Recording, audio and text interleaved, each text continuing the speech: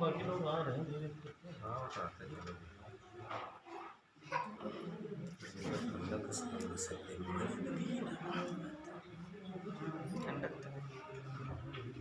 वैसे मौसम आज ठीक है मगर वो हवा चल गई ना, सिर्फ धूप तो निकली है। जाड़े में गर्मी कहाँ है, जाड़े में जाड़े की मजा लीजिए।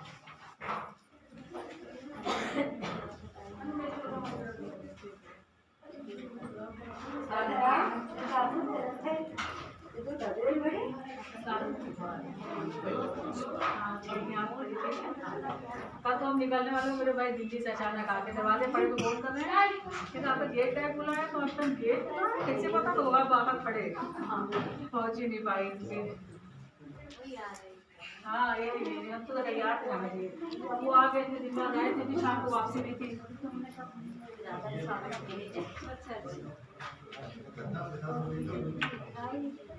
नहीं बता तो भाई आ गए दिल्ली से, आप दरवाजे पे खड़े, उनको बताया भी आके फोन कर रहे हैं तो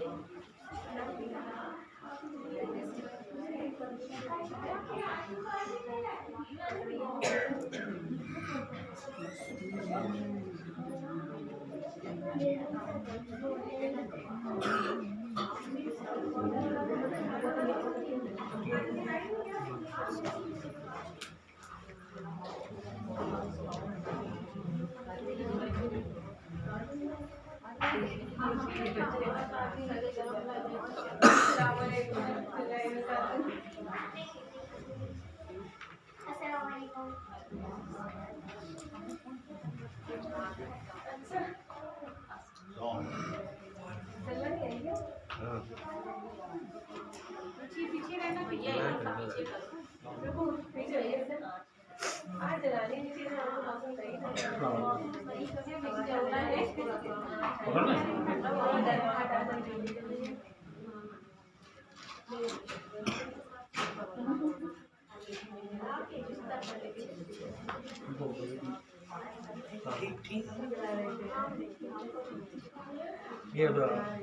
आया में दरवाजा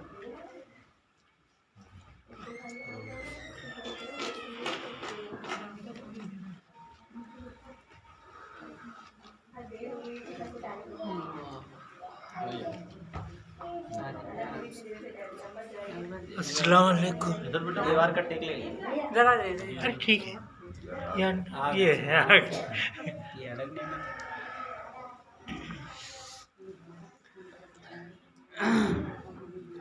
أعوذ بالله من الشيطان الرجيم.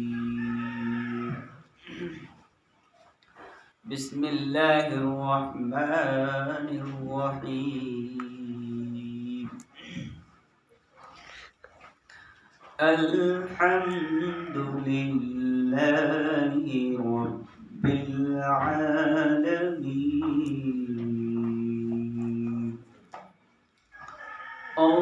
الرحمن الرحيم. مالك يوم الدين. إياك نعبد وإياك نستعين. اهدنا الصراط المستقيم. صراط الذين أنعمت عليهم غير المغضوب عليهم ولا الضالين.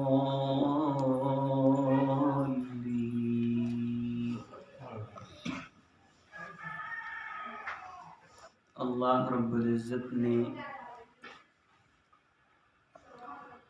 اولی سورت یعنی سورۃ الفاتحہ اس کے علاوہ تقریباً 14 اور نام مفسرین نے بیان کی. سورۃ الکنز، سورۃ الشفاء اور اسی طریقے سے مختلف عنوانات سے اس سورت کو یاد کیا گیا ہے.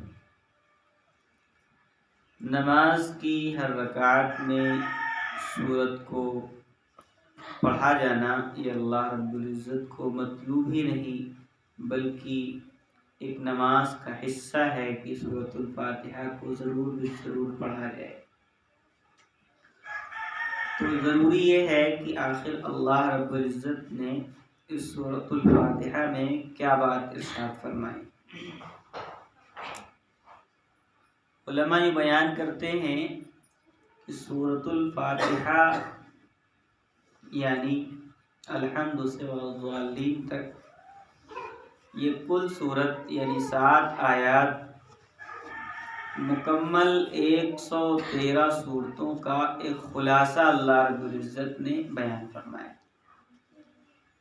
کہ جو اگلے مرحلے پر اللہ رب العزت احکامات اور تمام تر اللہ تبارک و تعالی تذکرے فرمائیں گے ان سب کا ایک اقتباس اور ایک خلاصہ اللہ نے ان 7 آیات میں نازل فرمایا ہے. کیا ہے؟ سب سے پہلے تھوڑا ترجمے کے لحاظ سے سنیں، پھر اس پر مرتب ہونے والے تمام اور اصول اور ضابطے آپ کے سامنے آئیں گے. رب کریم نے سب سے اول اسی صورت کو مکمل نازل فرمایا. اس سے پہلے بھی 2 صورتیں 3 صورتیں بعض روایات میں اس کے کچھ حصے نازل ہوئے، جیسے سورہ علق ہے اور سورہ مدثر ہے. تو اور صورتوں کے کچھ حصے 5 آیات 6 آیات اس طرح نازل ہوئے، لیکن اللہ رب العزت نے سورۃ الفاتحہ کو جب نازل فرمایا تو اس کا ایک بڑا اہم عنوان قائم کیا گیا. پیارے نبی محمد رسول اللہ صلی اللہ علیہ وسلم ابتدائے وحی کے مرحلے میں بڑا اہم رخ یہ تھا کہ آپ سہمے ہوئے تھے نئے واقعات سے، جو چیزیں کبھی پیش نہیں آئی تھی. جب انسان ان چیزوں کی سے گزرتا ہے تو پھر بڑا حساس رہتا ہے کہ آخر کیا ہو رہا ہے. تو پیارے آقا محمد رسول اللہ صلی اللہ علیہ وسلم حقیقتاً روز اول دنیا کے بننے سے پہلے ہی نبی بنائے گئے، لیکن اللہ تبارک و تعالیٰ نے 40 سالہ زندگی آپ کو وہ عطا فرمائی ہے جو تہذیبی زندگی کہلاتی ہے، عربی میں ثقافتی زندگی کہلاتی ہے اور انگلش میں کلچر والی زندگی کہلاتی ہے.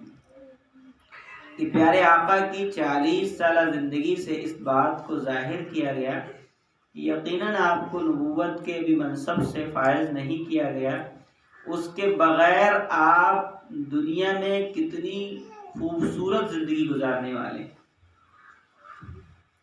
بچپن سے لے کر آپ کی آخر عمر تک کے جو بھی واقعات ہیں وہ بڑے ہی خوبنما ہیں، بڑے ہی خوبصورت. انبیاء جو بھی گزرے یقیناً وہ اپنی قوم کے لیے نمونہ تھے، لیکن پیارے آقا محمد رسول اللہ صلی اللہ علیہ وسلم کی جو شان ہے وہ یقین جانے کسی نبی میں وہ شان نہیں. جو فضیلت اللہ نے اپنے نبی محمد رسول اللہ صلی اللہ علیہ وسلم کو عنایت فرمائی وہ کسی کو نہیں ملی. تو اللہ تبارک و تعالی نے ایک واقعہ اس طرح ظاہر فرمایا. اکثر صورتوں کا شان نزول ہوتا ہے، بیک گراؤنڈ کہ آخر یہ صورت کس وقت نازل ہوئی. تو پیارے آقا محمد رسول اللہ صلی اللہ علیہ وسلم باہر کسی کام کے لیے نکلے ہوئے ہیں اور اس وقت اچانک ایک آواز آپ کے نام کی آتی ہے اور آپ کو پکارا جاتا ہے. چاروں طرف چاروں ارد گرد آپ دیکھتے ہیں لیکن کوئی نظر نہیں آتا، تو آسمان کی طرف آپ نظر اٹھاتے ہیں تو جو منظر دیکھتے ہیں وہ آپ کو اور اللہ ہی کو معلوم ہے۔ اور اس کے بعد اللہ تبارک و تعالی جبرائیل علیہ السلام کے ذریعے ان 7 آیات کو نازل فرماتے ہیں، آپ کو عطا فرماتے ہیں۔ اور اس کے اترنے میں مفسرین نے لکھا کہ تقریباً 70,000 فرشتے بھی جبرائیل علیہ السلام کے ساتھ تشریف لائے۔ بڑی ہی کارآمد اور بڑی ہی مکمل صورت، اور اس بات سے بھی اندازہ لگایا جا سکتا ہے کہ یہ صورت کامل اور مکمل اس لیے بھی ہے کہ اللہ نے ہر رکعت میں اس کو پڑھنے کا حکم دیا۔ یعنی کوئی چیز انسان ایک مرتبہ پڑھتا ہے، یا پھر آپ کھانے کے تعلق سے لیں کہ ایک مرتبہ کھاتا ہے تو یہ ہوتا ہے کہ چلو اب تھوڑا چینج کر دیں، لیکن اللہ رب العزت نے اپنے پیغامات کو بار بار پڑھوایا ہے۔ اس کا خاص مطلب یہ ہے کہ تم اس کو پورا نہیں سمجھ سکتے، سمجھنے کے لیے تمہاری پوری زندگی ختم ہو جائے گی، لیکن تم اس کو پورا نہیں سمجھ پاؤ گے۔ اللہ رب العزت نے ایسے کچھ فلسفے اپنی کتاب میں بیان کیے۔ مفسرین جو قرآن کی تفسیر لکھتے ہیں انہوں نے نہ جانے کتنی تفسیریں اکٹھا کر دی۔ انہوں نے بیان کیا تھا ایک وقت کہ حضرت مولانا انور شاہ کشمیری رحمۃ اللہ علیہ نے اپنے وقت میں کہ جن کے گزرے ہوئے 100 سال کے قریب ہو گئے، اپنے زمانے میں بیان کیا تھا کہ میں نے اس قرآن پاک کی 2 لاکھ تفسیریں پڑھی۔ کتنی؟ 2 لاکھ تفسیریں پڑھی۔ ہمیں تو 2 4 5 10 کی بات یاد نہیں ہے کہ قرآن کیا ہے، کیسا ہے، کیا لکھا گیا، اس پر کتنی محنت ہوئی۔ جب سے قرآن نازل ہوا الحمدللہ اس پر مکمل علاقے، مکمل قوموں نے اپنی پوری زندگیوں کو اس کے اوپر لگا دی۔ تو یہ اللہ رب العزت کا فضل ہے جس کو اللہ رب العزت عطا فرما دے۔ کسی وقت آپ کا دہرادون جانا ہو تو رمضان المبارک کے اخیر جمعے میں وہاں پر ایک میوزیم بنا ہوا ہے، بہت نایاب چیزیں وہاں پر۔ وہاں پر ایک اس بچے کا قرآن بھی لکھا ہوا رکھا ہے جس کی عمر 12-13 سال تھی، اور اپنے ہاتھ سے بہت خوبصورت قرآن اس نے مکمل لکھا ہے۔ تو یہ سب تعلیمات گھر سے ملتی ہیں، اور گھر میں جب قرآن کا عشق موجود ہوتا ہے اور اس کے اوپر باتیں ہوتی ہیں، اس کے فضائل اور اس کی تمام تر تمہیدات بتائی جاتی ہیں، تو بچوں میں خود بخود ایک شوق پیدا ہو جاتا ہے کہ نہیں یہ چیز ہمیں حاصل کرنی ہے، اس چیز پر ہمیں محنت کرنا ہے، اس چیز کو ہمیں آگے بڑھانا ہے۔ اور جب کبھی اس کی بات نہیں ہوگی تو پھر کسی کے ذہن میں نہیں آئے گا کہ آخر قرآن کیا ہے، اس کی تفاسیر کیا ہیں۔ تو اسی عنوان سے ہم نے ایک وقت بیان کیا تھا پچھلے موقع سے کہ ابو الحسن علی میاں ندوی رحمۃ اللہ علیہ کا جو خاص مقولہ تھا اور بہت خاص تھا، جو ان کی والدہ نے کئی کتابیں لکھی، خیر النساء نام تھا ان کا۔ ابو الحسن میاں علی ندوی رحمۃ اللہ علیہ کی والدہ کا نام خیر النساء تھا، بہت ساری کتابیں لکھی۔ اخلاق حسنہ ایک کتاب ہے، بہت عمدہ کتاب، بالکل چھوٹی سی اور بہت عمدہ ہے۔ نعت کی بہت ساری کتابیں لکھی۔ اپنے بیٹے علی کو ایک خط بھی لکھا کہ جس خط کا خلاصہ یہ تھا کہ میرے بیٹے، آج کے اس ماحول میں جو اللہ کے ولی، جو علماء، جو اللہ کے دوست چاہیے تھے وہ آج نہیں ہیں، جن کی قوم کو ضرورت ہے۔ اور یوں کہا کہ بیٹا میری یہ چاہت تھی کہ اگر اللہ مجھے 100 اولادوں کا وارث بناتا تو میں ان 100 کی 100 اولادوں کو اسی پہ قربان کرتی کہ وہ کسی طریقے سے علم دین کو مکمل حاصل کر کے ایک مکمل انسان بن جائے، لیکن ایسا نہیں ہو پایا۔ تم ایک ہی میری اولاد ہو، اس لیے تم سے درخواست یہ ہے کہ میرا جو 100 کا عزم تھا اس 100 کے عزم کو تمہیں اکیلے پورے کرنا ہے۔ ایسا عالم، ایسا مدقق، ایسا مفسر قرآن، ایسا اللہ کا ولی بننا ہے، ایسا بننا ہے کہ 100 پر تم بھاری رہو۔ تو وہی ابو الحسن میاں علی ندوی رحمۃ اللہ علیہ تھے کہ جو ہزاروں پر بھاری تھے۔ اور آپ مراد پڑھیں گے، بڑے عجیب و غریب اللہ رب العزت نے کام کیے۔ حکومتیں ان کے سامنے گھٹنے ٹیکے ہوئی تھی۔ اللہ نے وہ ہستی بنائی تھی، آپ کو بہت قریب تھی، زیادہ دور کی ہستی کا تذکرہ نہیں، لکھنؤ کی۔ اللہ رب العزت نے بے بہا آپ سے کام لیا، یہاں تک کہ کام لینے پر اور عظمت اور عزت اللہ دینے پر آئے تو اللہ رب العزت نے خانہ کعبہ بیت اللہ کی چابی بھی آپ کے ہی ہاتھ میں عطا کر کہ جب انسان پرواز علم کے ذریعے، اللہ کی چاہت کے ذریعے، پیارے آقا محمد رسول اللہ صلی اللہ علیہ وسلم کے دین کے ذریعے وہ پروان چڑھنا چاہتا ہے تو رب کریم بلندی اس کو کچھ اس طرح عنایت فرماتے ہیں۔ خیر، تو پیارے آقا محمد رسول اللہ صلی اللہ علیہ وسلم کا جو ابتدائی دور ہے 40 سالہ، وہ بڑا عجیب و غریب ہے، اور اس کی بھی بڑی ہی کہانیاں اور بڑے قصص، اور اس میں آپ کی امانت داری، شجاعت اور آپ کا سچا ہونا، صادق امین ہونا، وہ مکمل طور پر اللہ رب العزت نے ظاہر کرایا کہ دیکھیے اگر آپ کسی ذمہ داری کے تحت نہیں بھی ہیں، کوئی ذمہ داری آپ پر نہیں ہے، تو اس کے باوجود آپ پر یہ لازم ہے کہ آپ سچوں کے سچے ہوں، امانت داروں کے امانت دار ہوں، اور آپ مکمل ایک اچھی زندگی گزارنے والے۔ تو پیارے آقا نے 40 سالہ زندگی وہ گزاری، اور اس کے بعد جب اللہ رب العزت نے نبوت عطا فرمائی تو پھر اس قرآن کا 23 سالہ نزول آپ کے سامنے پورے نسخے کے تحت موجود ہے، جس کی 114 صورتیں اللہ رب العزت نے مکمل طور پر نازل فرمائی، جس میں آپ اور ہم جو کہنے والے 30 پارے کہ 30 پارے مکمل اللہ رب العزت نے ہم سب کو عنایت فرمائے۔ اس سے بزرگ نے بیان کیا کہ پاروں کا کوئی خاص وجود نہیں تھا، لیکن یاد دہانی کے لیے بڑا ضروری تھا کہ کوئی ترتیب بن جائے۔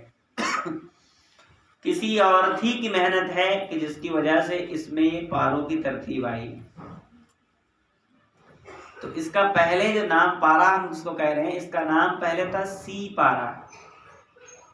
سی پارا پہلے اس کو سی پارا کہتے تھے، اب آپ نے سنا ہوگا پیچھے کہ سپارہ سپارہ کہتے تھے، اور اس کے بعد یہ ہوتے کرتے پارا ہو گیا۔ سی پارا کا فارسی میں مطلب تھا کہ 300 پاروں کا ایک حصہ، سی پارا 300 پاروں کا ایک جز، اس کو پارا کہتے ہیں، ایک ٹکڑا۔ اس کے بعد پھر یہ لفظ اور بدلا اور یہ پارے کی شکل میں آ گیا۔ تو کیونکہ بہت ترتیب کے ساتھ مطلب جہاں معنی پورے ہو رہے ہیں وہاں پر پارا نہیں پورا ہوتا، تو پارے کی اپنی ترتیب، ایک صفحہ بائی صفحہ، پیج بائی پیج، 15 لائنوں کے حساب سے 20 پیجوں پر ایک پارا پورا ہوتا ہے۔ تو اس طریقے سے پورا کیا گیا۔ صورتوں کے اندر یہ ہاں ضرور خلاصہ ہے کہ جو بھی صورت ہے اس کے اندر ایک مکمل مضمون ہے۔ کچھ صورتیں ہیں کہ کئی مضمون ہیں، کئی سبجیکٹ بیان کیے گئے ہیں، کئی چیزیں بیان کی گئی ہیں، لیکن صورتیں جو ہیں اس کے اندر مکمل ایک مضمون ملتا ہے۔ اور اسی طریقے سے جیسے اس میں ایک رکوع قائم کیا گیا ہے، تو رکوع بھی اس بات کی علامت ہوتی ہے کہ یہاں پر بھی کوئی ایک مضمون پورا ہو رہا ہے، رکوع بائی رکوع۔ تو پہلے یاد کرنے کی جو ترتیب ہوا کرتی تھی، جب صفحے والا قرآن نہیں تھا تو پھر رکوع سے لوگ یاد کرتے تھے، 1 رکوع 2 رکوع، اور پھر صحابہ کی زندگی سے نکال کر اس میں 7 منزلیں ڈالی گئیں کہ صحابہ کم سے کم ہر صحابی 7 دن میں قرآن ضرور پورا کرتا تھا۔ اور بعض تو وہ تھے عثمان غنی رضی اللہ عنہ جیسے جو 2 رکعات میں پورا قرآن مکمل کیا کرتے تھے، تو اللہ نے وہ شوق عنایت فرمایا تھا۔ تو پیارے آقا محمد رسول اللہ صلی اللہ علیہ وسلم کے سورۃ الفاتحہ کے نزول کا جو واقعہ سامنے آیا کہ اتنا جم غفیر فرشتوں کا بھی آیا اور جبرائیل علیہ السلام تشریف لائے، اور اس مکمل کامل اور عظیم صورت کو پیارے آقا محمد رسول اللہ صلی اللہ علیہ وسلم کو پڑھ کے سنایا، اور پھر پیارے آقا محمد رسول اللہ صلی اللہ علیہ وسلم نے اس کو لکھوایا بھی، اور پھر یہ لکھ کر کتابت ہو کر کاتبین وحی کے ذریعے ہم تک یہ صورت پہنچی ہے۔ اور اس صورت کی خاص عظمت یہ ہے کہ اگر کوئی نہ سمجھ سکے کہ اس کی عظمتیں کیا ہیں تو اس کی خاص عظمت یہی ہے کہ اللہ نے عبادت یعنی نماز کا اسلوب یہ بنایا ہے کہ کسی ایک رکعت میں اگر آپ اس کو نہیں پڑھ رہے ہیں تو یقیناً وہ مکمل نہیں ہوگی، مکمل ہونی ضروری، مکمل کرنے کے لیے سورۃ الفاتحہ پڑھنا ضروری۔ تو اکابرین امہ مفسرین جو بیان فرماتے ہیں کہ یہ کل قرآن کا خلاصہ ہے سورۃ الفاتحہ، اور اس سے اوپر کی جو چیز ہے وہ یہ ہے کہ جو اللہ رب العزت نے بسم اللہ الرحمن الرحیم نازل فرمایا، یہ اپنے اندر اتنی جاذبیت لیے ہوئے ہے کہ پورے قرآن کا ایک جز الگ اور سورۃ الفاتحہ کا جز الگ، اور سورۃ الفاتحہ کے بیچ میں ایک آیت آئے گی، آیت نمبر 4 ایاک نعبد و ایاک نستعین، جو کل خلاصہ ہے، اور ان سب خلاصوں کو ملا کر ایک خلاصہ بسم اللہ الرحمن الرحیم۔ صرف بسم اللہ اگر آپ نے پڑھا تو یقین جانیں کہ آپ نے قرآن کا ایک نقشہ الحمد سے ناس تک یوں ہی بسم اللہ کے ذریعے پھیر دیا۔ اگر آپ نے بسم اللہ کو کبھی سمجھا ہو کہ آخر یہ بسم اللہ کیا چیز ہے، تو اللہ تبارک و تعالیٰ نے بڑے عجیب و غریب اسلوب قرآن پاک کے تحت بیان فرمائے ہیں۔ تو مکۃ المکرمہ میں نازل ہونے والی سورۃ الفاتحہ، جس کے اندر 7 آیات اور ہر آیت اپنے اندر ایک مکمل مضمون کو بکھیرے ہوئے ہے اور مکمل تفسیر کو چاہ رہی ہے۔ تو بسم اللہ کے معنی ہم تو یہی سنتے اور کرتے آ رہے ہیں کہ شروع کرتا ہوں اللہ کے نام سے جو بڑا مہربان نہایت رحم والا ہے۔ تو یہاں پر شروعات کے تحت بات جو بیان کی گئی کہ یہاں پر جو لفظ تھا اصل میں یہاں پر جو چھپا ہوا ہے وہ اشرعو تھا، کہ شروع کرتا ہوں، شروع کا کوئی لفظ اس میں نہیں ہے۔ اس کا جو ترجمہ ہے اللہ کے نام سے جو بڑا مہربان نہایت رحم والا ہے۔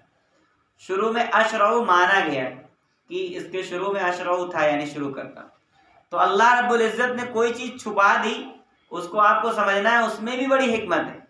یعنی اگر اللہ رب العزت یوں کہتے اشرعو بسم اللہ الرحمن الرحیم، تو بعض کام شروع کرنے کے نہیں ہیں، بعض کام ایسے ہیں جس میں شروعات نہیں ہوتی بلکہ اس کا کچھ الگ انداز ہوتا ہے کام ہونے کا اور کام کرنے کا۔ مثلا آپ قرآن پڑھتے ہیں تو قرآن پڑھا جاتا ہے، شروع نہیں کیا جاتا، صحیح معنی پڑھا جاتا ہے۔ تو اب جب آپ نے قرآن پڑھنے کے لیے بسم اللہ کیا تو اس کا مطلب یہ ہوا کہ میں شروع کرتا ہوں، نہیں، یہاں پر مفسرین فرمائیں گے اقرأ بسم اللہ الرحمن الرحیم، کہ میں اللہ کے نام سے پڑھ رہا ہوں جو بڑا مہربان نہایت رحم والا۔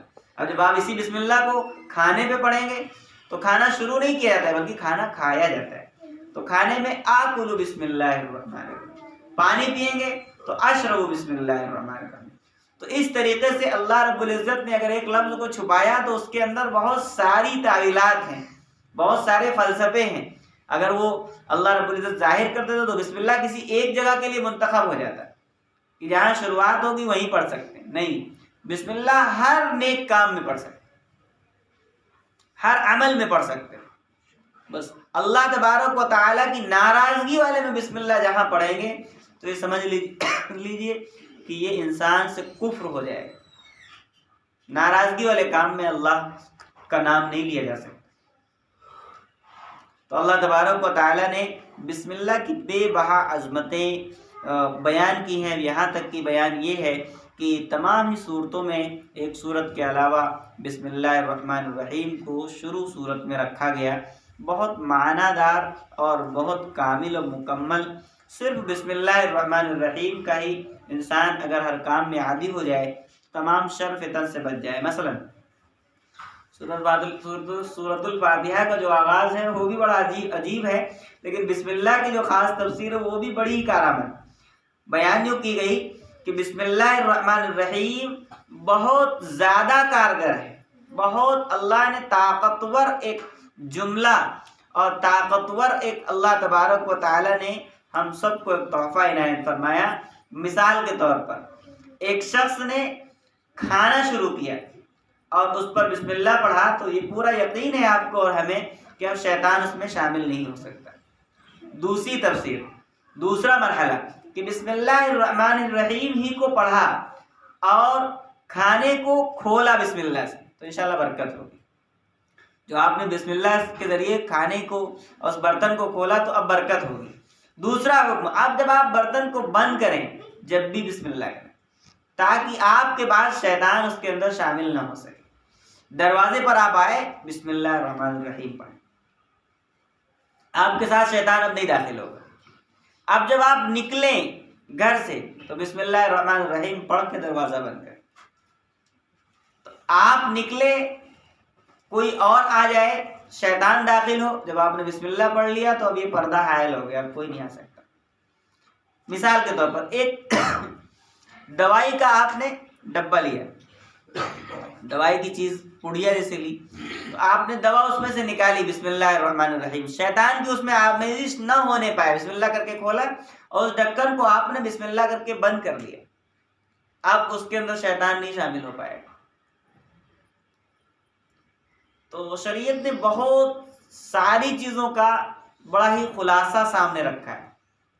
ایک انسان باتھ روم جا رہا ہے، دعا نہیں یاد ہے، آپ بسم اللہ کر کے جائیے، دعا یاد ہے تو بسم اللہ کر کے جائیے، وہی دعا پڑھ کے جائیے۔ تو دعا پڑھنے کا خاص خلاصہ یہ کہ آپ لوگوں سے چھپ گئے، استنجے میں بے پردگی میں لوگوں سے چھپے ہیں، شیطان اور جنات سے نہیں چھپے ہوئے۔ جب آپ دعا پڑھیں گے تب ان سے بچ پائیں گے، اور وہ تو ان خواصت کی جو جگہ ہیں اور گندگی کی جو جگہ ہیں وہ ان کے گھر ہیں، وہاں پر ان کا رہنا ضروری ہے، رہیں گے وہ۔ لیکن اگر اللہ رب العزت سے آپ نے پناہ چاہ لی، بسم اللہ کر لیا، تو پھر اب آپ نے ایک پردہ اختیار کر لیا۔ پیارے آقا کی حدیث موجود کہ جب بھی تمہیں کہیں عارضہ ایسا پیش آئے تو وہاں پر اس کام کی شروعات سے پہلے بسم اللہ کر لو، تاکہ اللہ کی طرف سے ایک پردہ حائل ہو جائے، تمہیں کوئی نہ دیکھ سکے۔ مثلا ایک انسان نے کپڑے پہنے، کپڑے ویسے بھی پہنے، لوگوں سے حیا کا تقاضا یہ انسان کپڑے پہن کے چلتا ہے، لیکن آپ نے کپڑے پہنے بسم اللہ الرحمن الرحیم کر، تو اب یہ لوگوں سے بھی ایک پردہ ہو گیا، اور دوسرے نمبر پر یہ پردہ ان جنات و شیاطین سے بھی ہوگا۔ تو بسم اللہ کا بھی اپنا ایک بڑا فلسفہ ہے، بڑی خوبصورت اللہ رب العزت نے ایک چھوٹا سا جملہ بڑا خوبصورت دیا ہے، بسم اللہ الرحمن الرحیم۔ بہت ساری نوازشات اس کے اندر اللہ رب العزت نے چھپائی ہیں، جیسے کہ بیان کیا گیا کہ بسم اللہ الرحمن الرحیم یہ اللہ تبارک و تعالیٰ کی عطا کردہ طاقتوں میں سے ایک بڑی طاقت ہے مسلمانوں کے پاس۔ تو بسم اللہ کا بھی ہر معمول میں، ہر نیک عمل میں انسان کو عادی ہونا چاہیے۔ اللہ تبارک و تعالیٰ نے اگلے مرحلے پر سورۃ الفاتحہ کی پہلی آیت میں اس طرح بیان فرمایا، الحمدللہ رب العالمین، تمام تعریفیں اللہ کے لیے ہیں جو دونوں جہان کا رب ہے۔ دونوں جہان کا رب ہے یا تمام جہانوں کا رب، یعنی اللہ تبارک و تعالیٰ نے اپنے قرآن کی جو شروعات کی ہے وہ اپنی تعریف سے کی، اور اللہ ہی یقیناً تمام تعریفوں کے قابل۔ یقینی بات کہ جس نے سب کچھ سجا کر ہمیں دیا اس کی تعریف نہیں کریں گے تو کس کی کریں گے؟ تو اولی مرحلہ کہ ہم اللہ تبارک تعالیٰ ایک بات سکھلا رہے ہیں کہ اگر اللہ کو راضی کرنا ہے، انسان جیسے اپنی تعریف پسند کرتا ہے، چند کام اس سے ہو پاتے ہیں، وہ سارے کام تو کر بھی نہیں سکتا، چند کاموں کی ذمہ داریاں، اور وہ کر کے چاہتا ہے کہ میری ایک تعریف ہو، میں اپنی تعریف سنوں۔ لیکن اللہ ان سے کہیں زیادہ عظیم ہے کہ جو تعریفوں کے قابل ہیں۔ تو اللہ تبارک و تعالیٰ نے اولی جملہ انسانوں کو سمجھایا کہ اللہ رب العزت کی تعریف کرنا سیکھو۔ جس بندے اور جس بندی کو اللہ رب العزت اپنی تعریف کرنے کی توفیق عطا کر دے، یعنی ایک اسلوب سکھلایا جا رہا ہے کہ جب بھی آپ دعا کا عنوان اٹھائیں، اللہ سے مانگنا ہو، تو سب سے پہلے اس رب کائنات کی بہت اچھی اور حسن خوبی کے ساتھ آپ اللہ سے دعا مانگیں اور اللہ سے اس کی تعریف کریں۔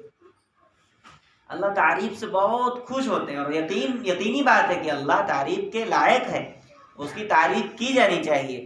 کلام اللہ کی شروعات ہی اس کی تعریف سے ہوتی ہے، تو اس کی تعریف میں جیسے کہ 99 نام ہیں جن کا نام اسماء الحسنی ہے، یہ اس کی تعریف اور اس کے اوصافات کو بیان کرنے کے لیے۔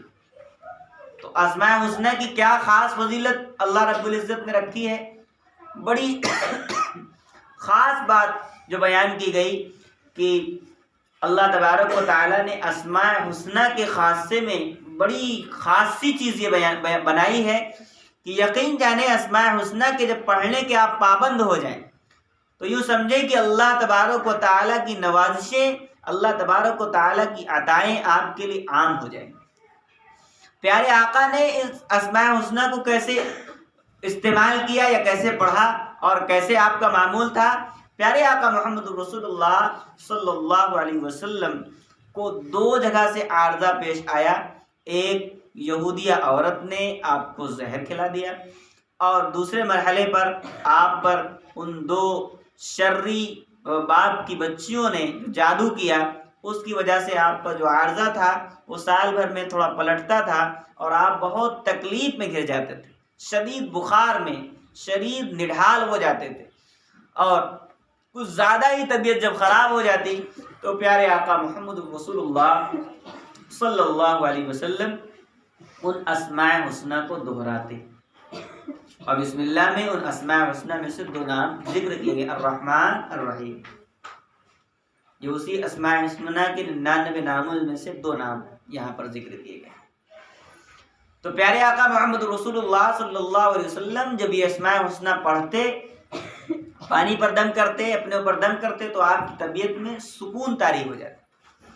مفسرین نے لکھا کہ اسی طریقے سے جو واقعہ تھا ابو بکر صدیق رضی اللہ عنہ کا تھا کہ اس غار میں ہجرت کے وقت جب آپ وہاں پر جا کر رکے تھے اور وہاں پر آپ کے انگوٹھے میں ایک سانپ نے کاٹا تھا، تو وہ بھی سال کے گزرنے پر وہ اثر مکمل طور پر بڑھ جاتا تھا۔ تو پیارے آقا محمد رسول اللہ صلی اللہ علیہ وسلم ابو بکر صدیق رضی اللہ عنہ کو انہی اسماء حسنہ کو پڑھ کر دم کر دیا کرتے، پھر آپ کو سکون مل جایا کرتا۔ تو بہت زیادہ بھاری نہیں ہے، اسماء حسنہ کو یاد کرنے کے لیے مفسرین ترتیب یہ بتاتے ہیں کہ 3 سانسوں میں اس کو یاد کیا جائے۔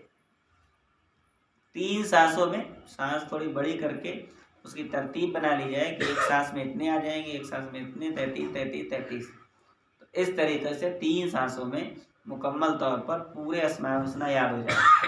تھوڑی کوشش کریں گے تو انشاءاللہ اسماء حسنہ بہت جلدی یاد ہو جانے والی چیز، کیونکہ اکثر نام یہ تو ہے نہیں کہ وہ سنے نہیں ہیں یا ہم کبھی ہم نے دیکھا نہیں ہے، بس یہ کہ تھوڑی سی کوشش 3 سانسوں میں یاد کرنی کر رہی۔ جیسے ہی آپ کریں گے تو انشاءاللہ وہ 99 نام مکمل طور پر آپ کو یاد ہو جائیں گے، اور اس کی حقیقی جو روشنی اور تابناکی ہے وہ بڑی عجیب ہے کہ آپ نے جب اللہ رب العزت نے صرف چند جملے کہے ہیں، جیسے الحمدللہ رب العالمین الرحمن الرحیم، 2-3 جملے کہہ کر اگلا اللہ رب العزت نے وعدہ فرمایا کہ ضرور بالضرور ہم تمہاری مدد کریں گے، ضرور بالضرور ہم تمہیں سیدھے راستے پر قائم کریں گے۔ تھوڑی سی تعریف، اور جب آپ تعریف کا یہ جو اللہ رب العزت کا عنصر اور عظیم ذات، آپ تعریف پوری کریں صفاتوں کو لے کر، 99 نام اسماء حسنہ کو یاد کر کے، اپنے تئیں جو بھی اللہ سے کہہ سکتے ہوں، اللہ کی تعریف، اللہ کی بڑائی اپنی زبان میں جو بیان کر سکتے ہوں، تو اللہ تبارک و تعالیٰ پھر ضرور بالضرور دعاؤں کو بھی قبول کریں گے، عملوں کو بھی قبول کریں گے، اور زندگی سے تمام تر الجھنوں پریشانیوں کو ختم بھی کر دیں گے۔ تو اللہ تبارک و تعالیٰ نے بہت خاص اسلوب شروع میں اس سورت کے بنایا ہے، اور اس سورت کا ایک نام سورۃ الدعاء بھی ہے، یعنی اللہ رب العزت نے دعا یعنی اپنے سے مانگنے کا طریقہ بھی سکھلایا ہے کہ آپ کو اللہ سے کیسے طلب کرنا ہے، ہمیں اللہ سے کیسے مانگنا چاہیے، مانگنے کا طریقہ کیا ہے۔ دنیا کے اسلوب پہ انسان بہت کچھ سکھلاتا ہے، ایسے کرنا ہے، ایسے کرنا ہے، یہ ادب ہے، یہ تہذیب ہے، تو اللہ رب العزت نے اپنے سے مانگنے کا ایک طریقہ بیان کیا، اور وہ کیا ہے؟ 3 آیات میں اللہ رب العزت کی تعریف بیان کی گئی۔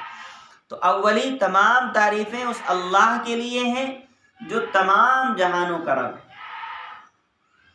تو ایک جہان ہمارا ہے جس میں ہم زندگی گزار رہے ہیں، علماء بیان کرتے ہیں اس کے علاوہ نہ جانے کتنے جہان اللہ نے آباد کرنا ہے، وہ اللہ کو معلوم ہے، اور اللہ قادر ہے ہر چیز پر، اس کے لیے کوئی مشکل نہیں۔ تو کتنے جہان ہیں یہ اللہ کو معلوم، لیکن ہم کو 2 جہانوں کا علم ہے، اور ان کو 4 سے بھی تعبیر کیا جاتا ہے۔ ایک جہان یہ ہے، ایک جہان وہ تھا جہاں سے ہم آئے، عالم ارواح، ایک جہان یہ ہے۔ اور اس کی مثال دی کہ ہم سب کو عالم ارواح میں جمع کیا گیا تھا، ہم سب وہیں سے آئے ہیں، اور وہاں کی کچھ انسیت، میل ملاپ، کسی سے انسیت اور کسی سے ملنا، تو دنیا میں کبھی کبھی ایسا ہوتا ہے کہ جب آپ نے کسی کو کبھی نہ دیکھا ہو لیکن آپ کبھی دیکھتے ہیں تو ایسا محسوس ہوتا ہے جیسے کہیں دیکھا ہو، تو آپ نے یہاں کہیں نہیں دیکھا بلکہ وہ عالم ارواح میں آپ کے کچھ ساتھی رہے ہوں گے، وہیں سے آئے ہیں، اس لیے ایسا لگتا ہے کہ جیسے کہ یہ دیکھے ہوئے لگ رہے ہیں، ایسا لگ رہا ہے کہ جیسے ان سے ملاقات ہوئی ہے۔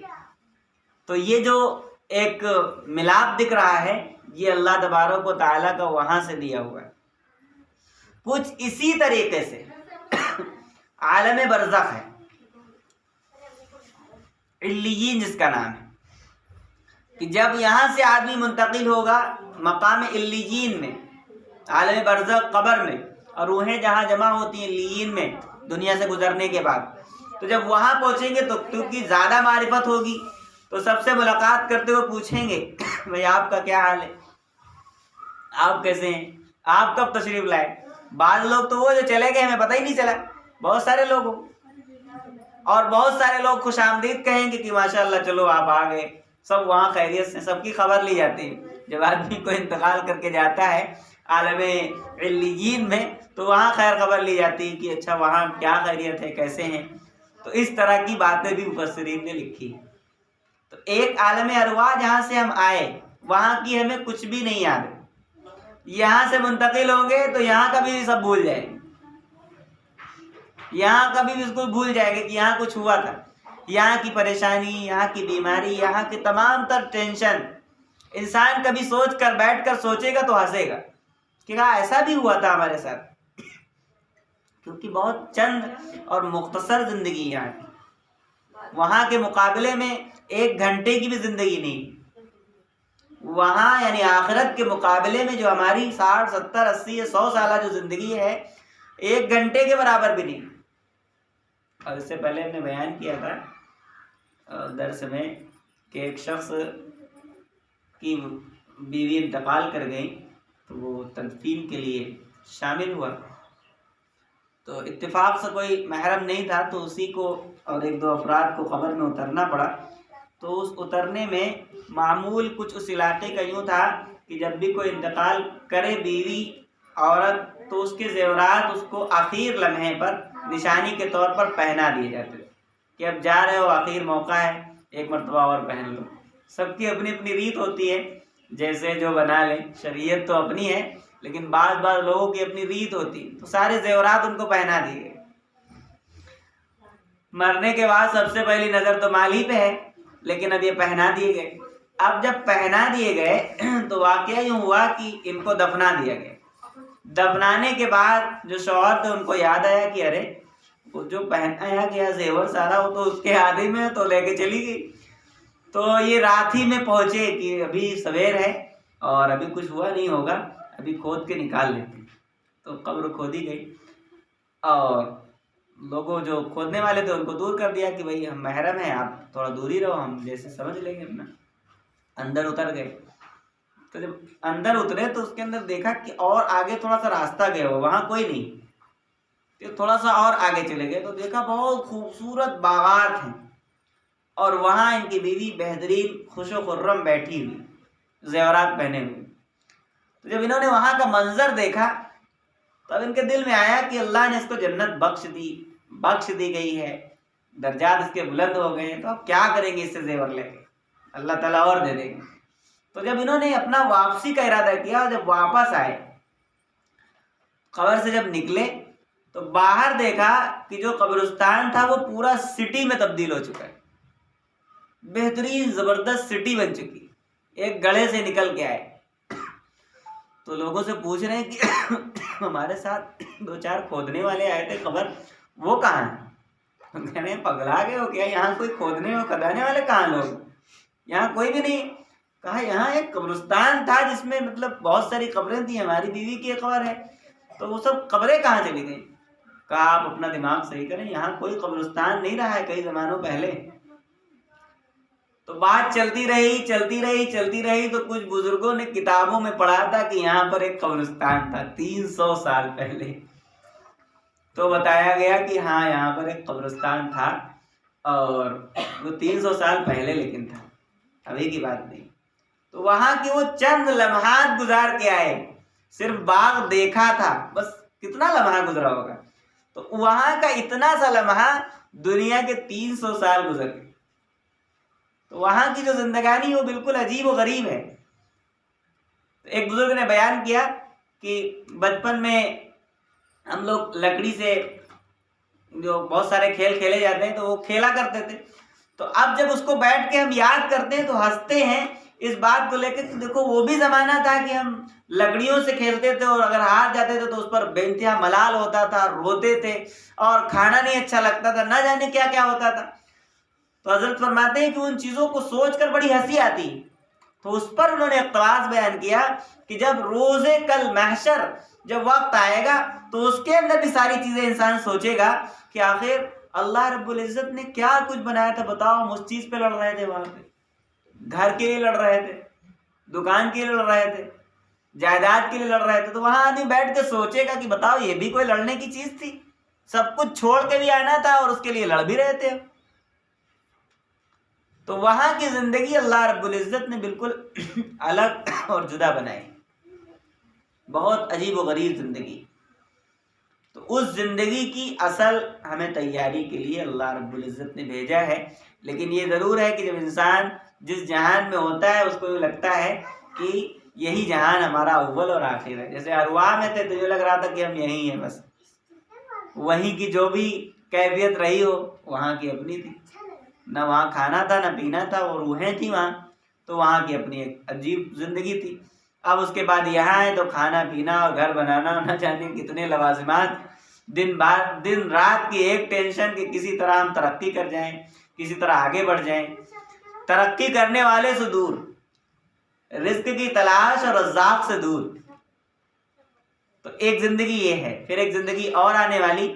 تو ہمارے یہاں مفسرین نے جو عالم بیان کی وہ 4 ہیں، ایک عالم ارواح، ایک عالم دنیا، اور ایک عالم برزخ، اور ایک عالم وہ جو جنت اور جہنم کا، جس میں اللہ رب العزت نے فیصلہ کرنا ہے۔ یہ 4 عالم کتابی تفسیر کے اعتبار سے عالم بہت سارے ہیں جس کا انسان موازنہ نہیں کر سکتا۔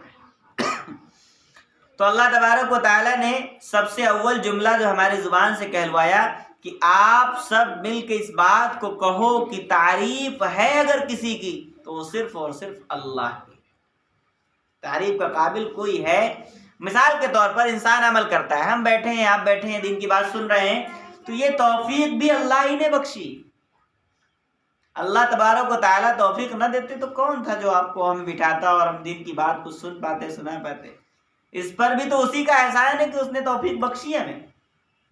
نماز پڑھنے کی توفیق ملی، اس پر بھی اللہ کا احسان، تلاوت کی توفیق ملی، اس پر بھی اللہ کا احسان، ہم اپنی زندگی کو سمجھ جائیں کہ زندگی کس مقصد کے لیے، یہ بھی اللہ کا احسان۔ تو اللہ تبارک و تعالیٰ نے اپنی حقیقی تعریف سے شروع کرا کر یہ بات وہ ہم سے کہلوائی ہے کہ دنیا میں جتنی چیزیں ہیں وہ سب میرے وجود سے ہیں، اور میری تعریف تم پر لازم ہے، تمہیں تعریف کرنی پڑے گی۔ تو ایک بات ایک آیت میں بیان کی گئی، الحمدللہ رب العالمین، تمام تعریفیں اس اللہ کے لیے ہے جو تمام جہانوں کا رب۔ دونوں جہان کا رب بھی لوگ ترجمان قرآن میں بیان کیا گیا۔ اور پھر اللہ تبارک و تعالیٰ نے ایک اور جملے سے تعریف کروائی، الرحمن الرحیم۔ آپ دیکھیے اللہ کتنا مہربان ہے کہ اللہ کے 99 نام میں بہت سارے نام زبردست بھی ہیں۔ جابر اللہ کا نام، قہار اللہ کا نام، بڑے غضبناک نام، غصے والا، پکڑ لینے والا، ممیت، موت دے دینے والا اللہ۔ لیکن اللہ رب العزت نے کن ناموں سے اپنا تعارف کرایا کہ بندے ڈرے نہیں کہ اللہ کوئی بہت خطرناک ذات ہے، نہیں، اللہ وہ ہے جو بہت مہربان، بہت شفقت والا، ماں سے بہت زیادہ محبت کرنے والا وہ رب ہے کہ کچھ بھی اس کی اطاعت نہیں کر رہے ہو، جب بھی وہ کھلا رہا ہے، جب بھی سلا رہا ہے، اور سچ جانو کھلانے کی طاقت صرف اللہ کی ہے. دنیا کی کوئی بھی طاقت آپ کے اندر ایک لقمہ اتارنے کی طاقت نہیں رکھتی. دنیا کی کوئی طاقت آپ کے اندر وہ انرجی اور وہ تمام تر کیفیتیں جو بھی اللہ نے پیدا کی ہیں وہ نہیں پیدا کر سکتی. عاجز ہے دنیا. جو اللہ رب العزت نے بنایا وہ یقیناً اللہ ہی کا بنایا ہوا نہیں بنا سکتا. تو اللہ تبارک و تعالیٰ نے اپنا تعارف فرمایا الرحمن الرحیم کہ جو بڑا ہی مہربان نہایت رحم والا. دونوں کے معنی رحم کے، دونوں کے جو معنی ہیں وہ رحم ہی کے ہیں، یعنی رحمان رحم کرنے والا اور رحیم بھی رحم کرنے والا. لیکن دونوں کے معنی میں تھوڑی سی چینجنگ ہے، تھوڑی سی تبدیلی ہے. وہ کیا ہے؟ رحمان کا کچھ اور معنی ہے اور رحیم کا کچھ اور معنی ہے. ظاہراً معنی یہ ہے کہ رحم کرنے والا، رحیم کا معنی بھی رحم کرنے والا. لیکن اللہ رب العزت نے کیونکہ قرآن کو قیامت تک کے لیے اتارا ہے، قیامت تک کے لوگ اس کو سمجھتے رہیں گے اور اس سے اپنے تمام تر فلسفے، زندگی کی تمام تر بہت ساری خوشیاں اور بہت سارے راز اپنے نکال کر عمل کرتے رہیں گے. تو اسی طریقے سے اللہ رب العزت نے اس عنوان پر بھی اس طرح بیان فرمایا الرحمن. تو اس کے اندر جو الفاظ ہیں وہ الگ ہیں اور رحیم کے اندر الفاظ الگ ہیں. مثلا معنی کی زیادتی الفاظ کی زیادتی پر مانی گئی ہے. یعنی رحمان میں لفظ زیادہ ہیں، را، ہا، میم، الف اور نون، اس میں ایک لفظ زیادہ ہے. رحیم میں 4 ہی حروف، اس میں 5 حروف. تو معنی اس کے زیادہ ہے اور اس کے کم ہیں. تو کیا معنی مفسرین نے بیان کیا کہ رحمان کا مطلب وہ رحمان جو دنیا میں تمام تر لوگوں پر رحم کرنے والا ہے. تم گناہ کرو، تم نافرمانی کرو، نماز پڑھو نہ پڑھو، تم جیسے چاہو زندگی گزارو، اللہ تمہیں کھلائے گا بھی، پلائے گا بھی، سلائے گا بھی. تم کسی کی بھی پوجا پرستش کرو، اللہ تمہیں کھلاتا رہے گا. وہ رحمان ہے. رحمان کا تعارف دنیا سے، وہ اتنا رحمان ہے کہ کوئی کتنا بھی ہٹ درم بن جائے لیکن وہ اس کو کھلاتا اور پلاتا اور مکمل طور پر انعاموں کی بارش کرتا رہے گا. یہ ہے رحمان. اور پھر اگلا مرحلہ رحیم کا بیان کیا مفسرین نے، یہ آخرت کے لیے.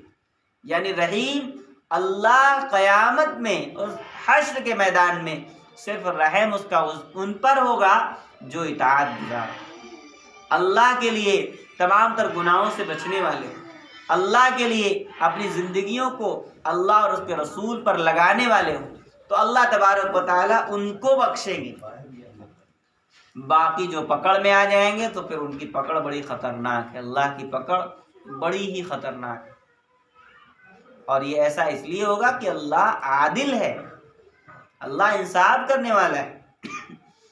اگر دونوں کو برابر کر دیا، نماز پڑھنے والا نہ نماز پڑھنے والا برابر ہو جائے، تو زندگی کا فلسفہ کیا ہے؟ زندگی کا مقصد کیا ہے؟ کوئی مقصد نہیں. زندگی کا مقصد یہی ہے کہ اللہ عادل ہے، انصاف قیامت کے دن وہ کرے گا. جو راتوں میں جگنے والے ہوں گے ان کا مقام اور ان کی بلندی کچھ الگ ہوگی، اور جو گناہوں بھری زندگی، غفلت بھری زندگی گزارنے والے ہوں گے تو ان کا معاملہ کچھ الگ ہوگا.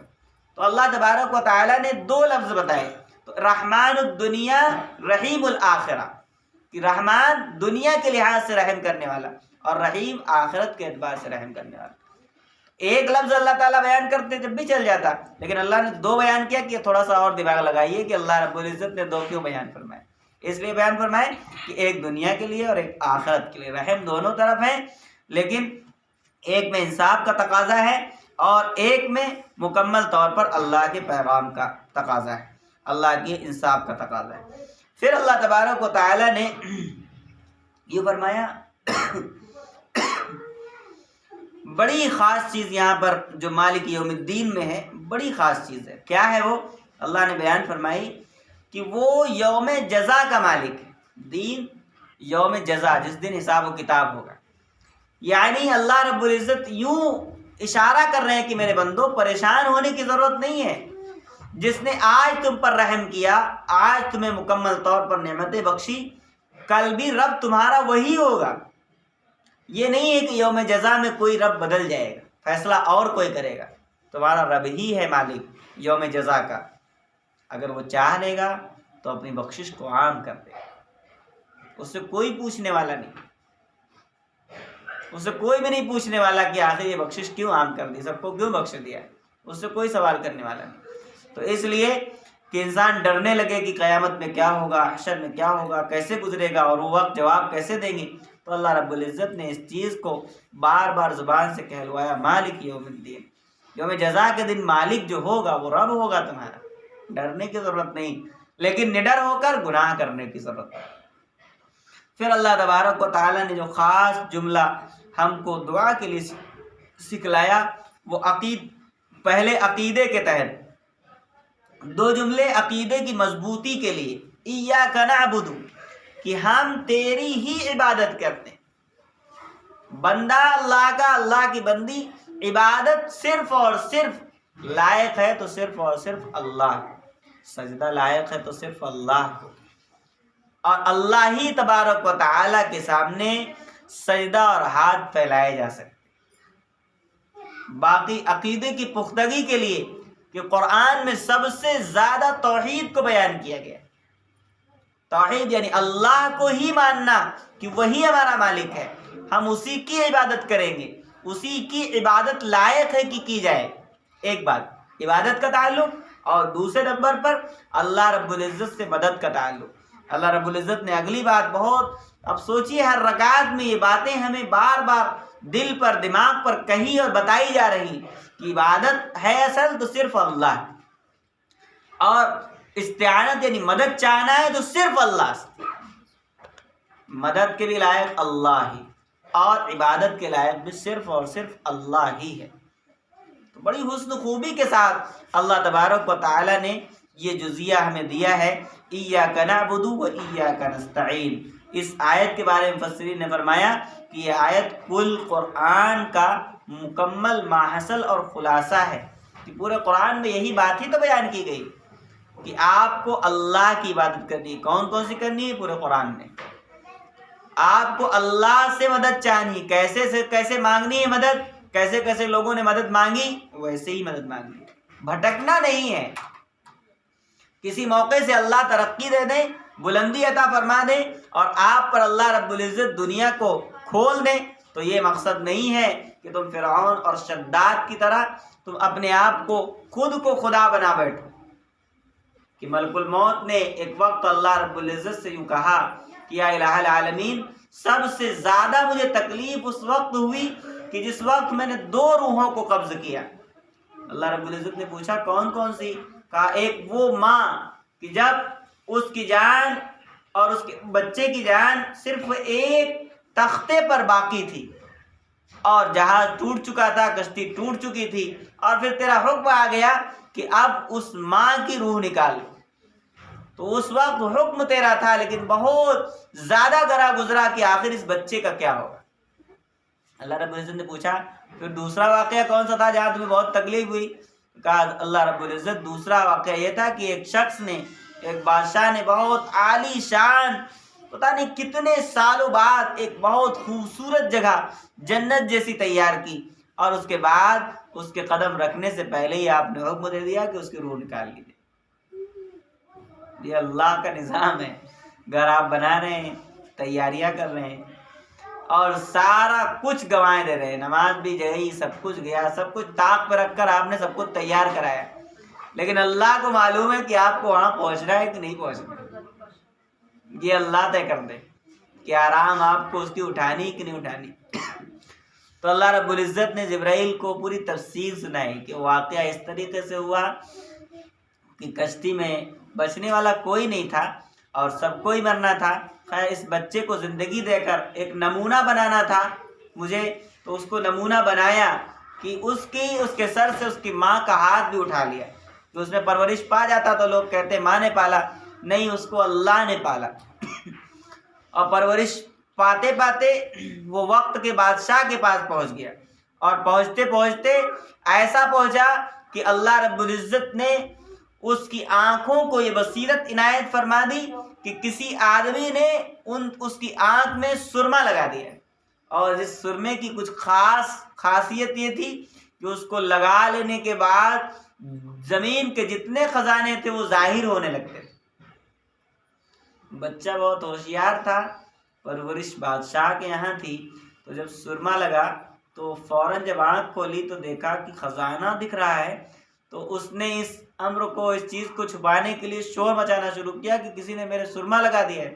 اس آدمی نے چیک کرنے کے لیے اس کو لگا دیا تھا، تو اس نے چلانا شروع کیا کسی نے زہر میرے آنکھ میں ڈال دیا ہے، شور مچایا تو وہ آدمی سرما چھوڑ چھاڑ کے بھاگ گیا۔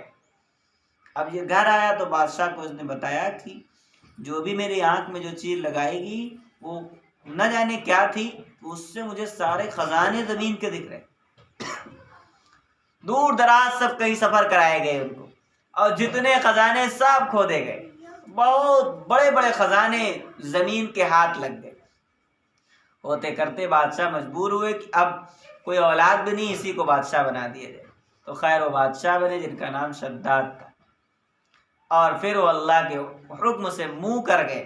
پھر اللہ تبارک و تعالی نے ایک بہت بڑی بے بہا نعمتوں والی جو انہوں نے دنیا کی جنت بنائی، اس سے محروم کر بنایا۔ ساری تیاریاں اور پورے مکمل طور پر جتنا کچھ کر سکتے تھے کیا، لیکن حکم صرف اور صرف اللہ کا چلتا ہے کہ وہ چاہے تو آپ کو عطا کرے، وہ نہ چاہے تو آپ کو مل نہیں سکتا۔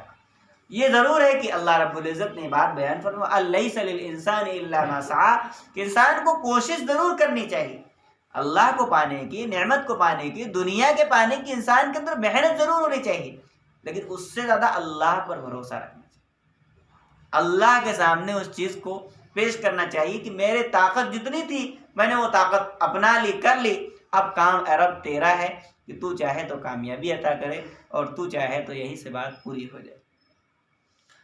تو اتنی بڑی جنت بنانے کے بعد بھی وہ محروم رہ گیا، تو یہ اللہ رب العزت کا اپنا امر ہے کہ جس کو چاہے اپنی نعمتیں عطا کرے اور جس کو چاہے محروم کرے، اس سے کوئی پوچھنے والا نہیں۔ امیر معاویہ رضی اللہ عنہ کے زمانے میں ایک شخص گھومتے گھماتے اس جنت میں پہنچ گیا اور اس جنت کی چند نشانی والی چیز بھی وہاں سے اٹھا لائے، تو امیر معاویہ رضی اللہ عنہ کو بتایا کہ میں نے ایک جنت دیکھی، بڑی عجیب و غریب تھی، بڑے عجیب و غریب وہاں کے مرحلے تھے، میں وہاں سے کچھ سامان بھی لے کے آیا ہوں۔ تو امیر معاویہ رضی اللہ عنہ نے پوری جماعت بھیجی کہ جاؤ ڈھونڈو، کیا پتہ مل جائے، وہ جنت شدادی کی تو نہیں ہے۔ تو اللہ رب العزت نے نگاہوں سے سب کے اوجھل کر دیا، وہ ہے دنیا میں لیکن لوگوں سے، اور لوگوں میں مشہور یہ ہے کہ وہ جو زمین میں دھس گئی، نہیں، اللہ رب العزت نے اس کو لوگوں سے چھپا دی۔ تو اللہ اس بات پر قادر ہے، جس چیز کو چاہے آپ کو دے اور جس چیز کو چاہے آپ کو نہ دے، لیکن اس نے طریقہ بتایا کہ میری ہی عبادت کرو، مجھ سے ہی مدد طلب کرو۔ بہت ساری چیزیں آپ کے مقدر میں نہ بھی ہوں، اللہ عطا کر دے تو اس سے کوئی پوچھنے والا نہیں، لیکن انسان کو دعا کا عادی رہنا چاہیے۔ تو اللہ تبارک و تعالی نے یہاں پر سب سے اہم بات عقیدے کی اور قرآن کے خلاصے کی بیان کی کہ عبادت خاصہ صرف اور صرف اللہ کا ہے، اور اسی طرح استعانت یعنی مدد طلب کرنا یہ بھی صرف اور صرف اللہ کا حق ہے، باقی کسی سے مدد نہیں طلب کی جا سکتی۔ اہدنا الصراط المستقیم، یہ خاص جملہ ہے قرآن کا جو اللہ تبارک و تعالی نے بہت زیادہ دہرایا ہے کہ اس کو آپ بہت سوجھ بوجھ کے ساتھ ادا کرو۔ کون سا جملہ ہے، کیا ہے اس کا معنی؟ ائمہ کرام مفسرین نے ایک بات بیان کی کہ اللہ رب العزت دنیا کی ہر نعمت آپ کو عطا کر سکتے بجز ہدایت کی۔ ہدایت کے لیے انسان کو دعا کرنی پڑتی، اللہ سے مانگنا پڑتا ہے کہ رب مجھے ہدایت پر قائم رکھ، مجھے ہدایت عطا فرما، مجھے ہدایت پائے ہوئے لوگوں کے راستے پر جمنے کی توفیق عطا فرما۔ ہدایت بہت بڑا عنصر ہے، پوری زندگی نماز صوم و صلات میں گزری اور اخیر موقع سے کلمے سے محروم ہو گئے تو سارا کیا گرہ ختم ہو گیا۔ اس لیے اللہ رب العزت نے یہ بات بار بار کہلوائی، اہدنا الصراط المستقیم، اے اللہ ہمیں سیدھے راستے پر چلنے کی توفیق عطا کر، سیدھا راستہ ہمیں عطا کر۔ یہ بار بار نماز میں اللہ سے عہد و پیمان کرتے ہیں، اے رب ہم بھٹک جائیں، ذہن بھٹک جائے، دل بھٹک جائے، اے رب کریم اس سے محفوظ رکھ کے ہمیں اپنے سیدھے راہ پر، اپنی اطاعت کی راہ پر، اپنی رضا کی راہ پر، اپنے حکم پر کے عمل کی راہ پر ہمیں گامزن فرما۔ یہ بار بار ہم نماز میں دعا کرتے ہیں۔ حال ہمارا یہ ہے کہ ہم جب نماز پڑھتے ہیں تو الحمد پر ایک لگایا ہم نے اسٹارٹ، اور اس کے بعد والضالین پر پورا ہو جاتا ہے۔ اور آپ کو سچ بتائیں کہ ہم لوگوں کو پورا 1 سے 1.5 سال الحمد سے والضالین تک پڑھایا گیا۔ 1.5 سال صرف اسی پر پڑھائی چلتی رہی کہ اس کے ترجمے میں کیا ہے، اس میں کیا ہے، اس میں کیا ہے۔ تفسیر قرطبی جو ہے اور اسی طرح اور کئی تفسیریں ہیں، تو اس کے اندر جو اس کی تفصیل ہے بہت لمبی چوڑی۔ ہم آپ کو بتا ہی رہے ہیں کہ وہ اساتذہ روز 2-2 4-4 گھنٹے اس پر پوری تقریر کرتے تھے، جب جا کے 1.5 سال کے اندر یہ سورہ فاتحہ پوری ہوئی۔ ہماری فاتحہ 2 سیکنڈوں میں پوری ہو جاتی ہے، الحمد پر شروع اور والضالین پہ ختم۔ تو کبھی غور کر کے پڑھ لینا چاہیے کہ اللہ رب العزت کیا فرما رہے ہیں، ان 7 آیات میں کیا چیزیں اللہ نے ہمیں دی۔ تو یہ ہے اہدنا الصراط المستقیم، ہم کو سیدھے راستے پر چلا۔ اور پھر دوسرا خاص ترجمہ اللہ نے اسی کو دہرایا، صراط الذین انعمت علیہم۔ وہ سیدھا راستہ کون سا ہے اور سیدھا راستہ کہاں سے ملے گا، اس کے بارے میں بیان کیا گیا۔ صراط الذین انعمت علیہم، وہ راستہ کہ جن پر آپ نے انعام فرمایا۔ ایسا نہیں کہ دنیا میں آنے والے سب لوگ ناکام ہو گئے، بہت بڑی بڑی کامیاب اور ترقی پانے والی ہستیاں گزری، بہت ترقی یافتہ لوگ گزرے، اللہ رب العزت ان کے راستے پر چلا۔ اور سب سے زیادہ عمل اور مجاہدے اور مشقت اور مکمل طور پر اللہ نے کسی کو فوقیت بخشی تو ہم سب کے پیارے آقا محمد الرسول اللہ صلی اللہ علیہ وسلم۔ آپ تھوڑا سوچ کے ایک بار ترجمہ سوچ کے آپ پڑھیں کہ آپ یہاں یوں کہہ رہے ہیں صراط الذین انعمت علیہم، اے رب ہمیں پیارے نبی محمد الرسول اللہ صلی اللہ علیہ وسلم کے راستے پر چلا۔ اللہ تبارک و تعالی نے بہت ساری جزیات ہمیں بیان کر کے دی ہیں، اور پھر 2 چیزوں سے پناہ مانگی گئی، غیر المغضوب علیہم ولا الضالین، اور نہ چلا ہمیں ان لوگوں کے راستے پر جن پر تیرا غضب نازل ہوا، اور نہ چلا ان لوگوں کے راستے پر جو راہوں سے بھٹک گئے۔ اس میں 2 قومیں ہیں، ایک نصارہ اور ایک یہود۔ ان کا کام کیا ہے؟ نصارہ جو عیسائی ہیں ان کے پاس کوئی خاص علم نہیں ہے، تو علم نہ پا کر یہ گمراہ ہو گئے، یا یوں کہیے ان کے پاس علم ہے لیکن مکمل طور پر یہ عمل سے عاری۔ ان کو معلوم ہے تو انجیل کی تمام باتیں کہ پیارے آقا محمد رسول اللہ صلی اللہ علیہ وسلم تشریف لائیں گے، اصل شریعت وہی شریعت ہوگی، اسی کو ماننا ہے، لیکن تمام تر چیزیں معلوم ہونے کے بعد بھی وہ عملوں سے جاہل ہیں، اس راستے پر آنے کے لیے تیار نہیں۔ اور دوسری قوم اسی طرح سے ہے کہ اس کے پاس بہت علم ہے، بہت علم ہے، یہود بہت علم رکھنے والی، اور مکمل اس کی زبردست طریقے سے تنظیمیں پوری بنی ہوئی، اسلام کو مٹانے کے لیے ان کا ہر ایک بچہ پوری تیاری کرتا ہے۔ اور کسی وقت واقعہ لکھا ہے مولانا قاسم نانوتوی رحمۃ اللہ علیہ کا کہ ایک علاقے میں پہنچے حج کے سفر پہ، تو وہاں پر نماز پڑھی، دیکھا کہ بہت سارے لوگ بہترین پگڑی اور جبے، اور امام بھی بہت بہترین قرات اور سب کچھ کر رہے ہیں۔ تو حضرت نے واپسی پہ پوچھا کسی سے کہ یہ سب کون لوگ ہیں، اتنا مبارک علاقہ ہم نے تو کبھی نہیں دیکھا، اور اتنے مبارک لوگ یہاں موجود ہیں۔ تو کہا حضرت بس آپ کو دکھا دیا گیا، یہ مسلمان نہیں، یہ یہود ہے، یہاں پریکٹس کر رہے ہیں، پھر لوگوں کے درمیان جائیں گے اور امام بن جائیں گے، لوگوں کے درمیان جائیں گے اور پھر مومن اور اسلام کے طرز پر ان کو مکمل طور پر گمراہ کرنے کی کوشش کریں۔ جتنی محنت یہود و نصارہ کر رہے ہیں اس کا 1% بھی مسلمان محنت کرنی شروع کر دے تو یقیناً دین محفوظ ہو جائے گا۔ مائیں سوچ لیں کہ نہیں ہمیں دین کو محفوظ رکھنا ہے، دین کو اجاگر کرنا ہے، والدین اس بات کو سوچ لیں کہ اپنے گھر کو عمل کا گہوارہ بنانا ہے، یہاں پر نمازیں بھی پڑھنی ہیں، تلاوت بھی کرنی ہے، اور مکمل طور پر اگر کوئی بچہ وہ کسی ٹون اور کسی سانگ کا عادی ہے تو اس کو قرآن کی تلاوت کا عادی بنانا ہے، ماؤں کا ماحول کیا تھا؟ بڑا خوبصورت ماحول تھا کہ مائیں گود میں لے کر بچوں کو قرآن سناتی تھی.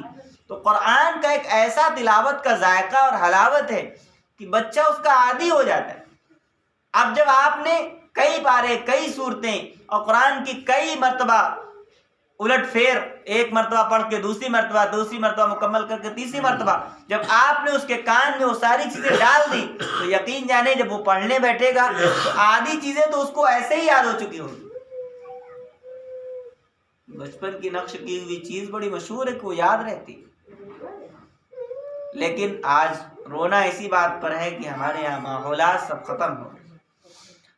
والد کو یہ نہیں پتا کہ کبھی بچوں کو اکٹھا کر کے تھوڑی تعلیم بھی ہو جانی چاہیے.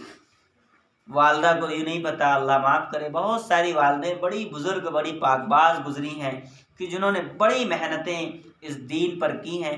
میں نے چند مثالیں آپ کو دی تھیں، جیسے کہ ایک مثال امام ابو حنیفہ رحمۃ اللہ علیہ کی بیٹی کا ہے کہ امام ابو حنیفہ رحمۃ اللہ علیہ کا نام امام ابو حنیفہ نہیں ہے، حنیفہ تو نام ان کی بیٹی کا ہے. ابو حنیفہ، حنیفہ کے ابا، لوگ ابو حنیفہ سے جانتے ہیں، حالانکہ ان کا نام حنیفہ نہیں ہے، ان کا نام نعمان بن ثابت ہے. لیکن اپنی بیٹی کے کمال درجے علم اور کمال درجے تقوی اور طہارت کی وجہ سے آپ ان سے بڑی محبت فرماتے تھے. آپ نے خود موسوم کیا کہ آپ لوگ مجھے ابو حنیفہ کہا کریں، حنیفہ کے ابا. ایسی پاک باز اور محنت کرنے والی عورتیں گزری ہیں. اور پچھلے موقع سنایا تھا ہم نے کہ اورنگزیب آرمدی رحمۃ اللہ علیہ کی جو ایک بٹیا جو تھی بیٹی، اس کا حال یہ تھا کہ کئی میلوں پر مشتمل اس کی لائبریری تھی جس میں اس نے پوری زندگی گزار ڈالی. پوری زندگی 3 لاکھ مکمل کتابوں کا ذخیرہ اس کے مکمل طور پر ذہنوں میں بھرا ہوا تھا. 3 لاکھ کتابیں ان کو یاد تھی. آج تو یہی ہمارے گھر سے نکل گیا کہ عورتیں حافظ بن سکتی ہیں کہ نہیں بن سکتی. اسی میں شکوک پیدا ہو گیا کہ عورتیں حافظ بھی ہوتی ہیں کیا. اور آپ یوں سمجھو کہ واقعہ میں نے بیان کیا تھا بغداد کا کہ کوئی ایسی عورت، کوئی ایسی بچی نہیں تھی گھر میں، مردوں کے علاوہ بچیوں میں، عورتوں میں کوئی ایسا فرد نہیں تھا، کوئی ایسی عورت نہیں تھی جو قرآن کے حافظ نہ ہو. قرآن کے حافظ کے ساتھ ساتھ حدیثوں کے حافظ تھے. لیکن وہ شوق ختم ہو گیا، جس کی وجہ سے آج اسلام کی جو شکل ہے وہ ہمارے سامنے ہے کہ آج مسلمان کو اپنا نام کہیں لینا بھاری پڑتا ہے، کہیں بتانا بھاری پڑتا ہے. یہ اس لیے ہے کہ ہم اپنے اس اسلام سے دور ہو گئے، اپنے اس اسلامی ماحول سے دور ہو گئے. خیر، یہود و نصارہ ایک بڑی ہی سازشوں اور مکمل طور پر اسلام کو ختم کرنے کی ایک ٹھانی ہوئی قوم کہ جس نے سوچ رکھا ہے کہ ہمیں مسلمانوں کو ختم کرنا ہے. روز اول سے ہی پیارے آقا کے زمانے سے یہ دشمن ہیں اور نہیں امید ہے کہ ان کی دشمنی کبھی ختم ہوگی. لیکن یقینی بات ہے کہ اگر کوئی دشمن ہے تو اس دشمن کے خلاف یقینی چیز کہ اس کی تیاری بھی ضروری ہے. چند سوال اگر اسلام کے کر لیے جائیں تو سچ مانے کہ ہمیں چند سوالوں کے اسلامی جواب نہیں پتہ ہے. پیارے آقا محمد رسول اللہ صلی اللہ علیہ وسلم کی بابت ابھی ہم نے پچھلے ایک درس میں بیان کیا کہ جس میں سوال تھا کہ آخر یہ بتائیے کہ پیارے آقا محمد رسول اللہ صلی اللہ علیہ وسلم کو غسل دیا گیا کہ نہیں دیا گیا. دوسرا سوال تھا کہ پیارے آقا کو کفن دیا گیا کہ نہیں دیا گیا. اور سوالات تھے کہ پیارے آقا محمد رسول اللہ صلی اللہ علیہ وسلم کی قبر کھودی گئی یا نہیں کھودی گئی، اور کھودی تو کس نے کھودی، اور پھر قبر میں اتارنے والے کون سے افراد تھے. تو دین الحمدللہ بہت آسان ہے، لیکن سب چیزیں شوق پر مشتمل ہیں. پیارے آقا محمد رسول اللہ صلی اللہ علیہ وسلم کے انتقال کا جو غم تھا صحابہ پر، صحابیات پر، تو اس غم میں 36 گھنٹے ویسے ہی سوچ میں گزر گئے. کوئی کام عمل میں آیا ہی نہیں، کوئی عمل ہوا ہی نہیں کہ غسل دیا جائے، کفن دیا جائے، نہ دیا جائے. پھر اللہ رب العزت نے ساری تدبیریں دیں اور کچھ آوازیں بھی اللہ رب العزت نے ندائے غیبی کی جاری فرمائی کہ نہیں غسل دیا جائے. یقین جانے پیارے آقا کو اگر غسل، یقین جانے کہ غسل کی کوئی خاص ضرورت نہیں تھی. پیارے آقا پیارے نبی ہیں، لیکن اگر غسل نہ دیا جاتا تو آج یہ قوم یہ نمونہ بنا لیتی کہ تمام جو پیر بناوٹی جتنے ہیں کسی کو غسل نہ دیا جاتا، بغیر غسل ہی کے سب کو دفنایا جاتا کہ یہ تو پیر تھے، یہ تو بزرگ تھے، اتنے بڑے بزرگ، ان کو نہلایا جائے گا بھلا؟ تو کوئی نہ نہلاتا. اس لیے پیارے آقا کو غسل دیا گیا. آپ کپڑے پہنے ہوئے تھے، انہی کپڑوں میں ہی آپ کو غسل دیا گیا. پھر 3 کپڑے آپ کے سفید کفن کے تھے جس میں آپ کو کفن دیا گیا. طلحہ رضی اللہ عنہ نے آپ کی قبر کھودی، علی اور عباس اور پورے خاندان نے آپ کو قبر میں اتارا، اور آپ آج بھی الحمدللہ اپنے حجرہ مبارکہ اور اپنی قبر میں مکمل پوری زندگی، ہم جیسی زندگی کے ساتھ آپ مکمل طور پر وہاں موجود ہیں. کوئی شخص وہاں پہنچ کر سلام کرتا ہے، پیارے آقا بنفس نفیس اس کا جواب خود ارشاد فرماتے ہیں. بہت ساری چیزیں، یہ چند چیزیں آئی ذہن میں بتا دی. تو خیر اللہ تبارک و تعالیٰ نے سورۃ الفاتحہ کو سورۃ الشفا کے نام سے، سورۃ الکنز کے نام سے، اور سورۃ الامانت اور سورۃ الامین کے نام سے، اور بہت سارے ناموں سے اس سورت کو یاد کیا ہے. اب جو ہم نے ترجمہ آپ کے سامنے تھوڑا تھوڑا بتایا ہے بہت مختصر سی تعبیر سے، اس ترجمے کی تعبیرات سے آپ نماز میں پڑھیں، اور نماز میں پڑھتے ہوئے تھوڑا سا سوچیں کہ اللہ رب العزت نے کتنی اہم چیز سورۃ الفاتحہ میں بیان کی. ایک ایک آیت کر کے نماز سے پڑھیں تو انشاءاللہ آپ کو محسوس ہوگا کہ یقیناً آپ نے آج سورۃ الفاتحہ پڑھی. یعنی سورۃ الفاتحہ مطلب ایک پورا قرآن پڑھ لیا. کئی سارے قرآن پڑھنے کا ثواب اللہ تبارک و تعالیٰ نے اس صورت میں رکھا ہے اللہ رب العزت. اور ہم نے آج درس میں ایک اور خاص چیز بیان کی کہ عملوں میں ایک بہت خاص عمل قیام اللیل کا عمل ہے کہ اللہ تعالیٰ رات میں کچھ عبادت کرنے کا موقع عنایت فرماتا ہے. کم سے کم عبادت کا ایک موقع یہ ہے کہ انسان عشاء کی نماز پڑھے اور کوشش کرے کہ فجر کے وقت اٹھ کے فجر کی نماز پڑھے. کم سے کم بات. اور اس سے اعلیٰ بات ہے کہ رات میں بھی کسی حصے میں اٹھ کر اللہ تبارک و تعالیٰ کے سامنے نیت باندھ کر اللہ سے اپنے تمام تر باتیں کی جائیں. اللہ تبارک و تعالیٰ اس سے بہت سارے راستے کھولتے ہیں. اور خاص بات تو یہ ہے کہ ایک خاص عمل جو استاد محترم نے بیان فرمایا کہ سونے سے پہلے یا پھر اللہ تعالیٰ اٹھنے کی توفیق دے تہجد میں تو 2 رکعت کر کے 4 رکعت پڑھ کے تمام تر دنیا سے گئے ہوئے مرحومین کو ان کو بخشا جائے.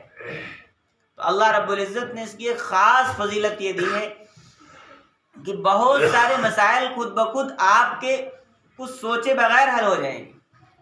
اور 2-3 مہینے کی پابندی پر اللہ تعالیٰ خاص فضل اس پڑھنے والے پر یہ فرمائیں گے کہ وہ جس بھی اپنے خاندان یا غیر خاندان کے بارے میں جو اللہ سے دعا کر کے لیٹے گا کہ اللہ ان کے حالات کیسے ہیں ہمیں دکھلا دے، وہ دنیا سے چلے گئے، نہ جانے کس حال میں زندگی گزار رہے ہوں، تو اللہ رب العزت اس عمل کی برکت سے ان مرنے اور دنیا سے جانے والے لوگوں کے احوال کو بھی اس شخص پر خواب کے ذریعے ظاہر فرما دیتے. اتنا خاص عمل قیام اللیل کا ہے. تو اللہ تبارک و تعالی قیام اللیل کی توفیق کسی کسی کو بخشتے ہیں اللہ رب العزت. اول تو ہم یہی دعا کریں گے کہ اللہ رب العزت ہم سب کو پنجگانہ نماز کی مکمل توفیق عنایت فرمائے. اور اس کے ساتھ ایک چیز جو جڑی ہوئی ہے کہ جو بھی نمازیں ہیں وہ مکمل پڑھنے کی توفیق عطا فرمائے. نماز کا جو مکمل خاصہ ہے وہ ان کو مکمل رکعت پڑھنے کا ہے. وہ ایسے ہی نہیں ہے کہ فجر میں 4 ہیں اور ظہر میں 12 ہیں تو وہ ایسے ہی ہیں، نہیں، ان کا ایک فلسفہ ہے، ان کی مقبولیت ہی 12 میں چھپی ہے. ادا کرنا تو ادا ہو جائیں گی، 4 رکعت بھی پڑھ کے ادا ہو جاتی، لیکن کوشش ہو کہ ہر نماز کو مکمل پڑھنا ہے. تو انشاءاللہ اس مکمل پڑھنے کی جو برکات ہیں وہ مکمل طور پر زندگی میں ظاہر ہوں. تو اولی اللہ نماز کی پابندی کی توفیق بخشیں اور مکمل نماز کی توفیق بخشیں. اور اگر توفیق مل جائے تو تہجد میں، نہیں ملتی ہے تو سونے سے پہلے یہ 4 رکعت جو ہم نے بیان کی پڑھ کے مرحومین کو بخش دیا جائے. اللہ رب العزت کے ہاں بہت زیادہ مقبول ہے.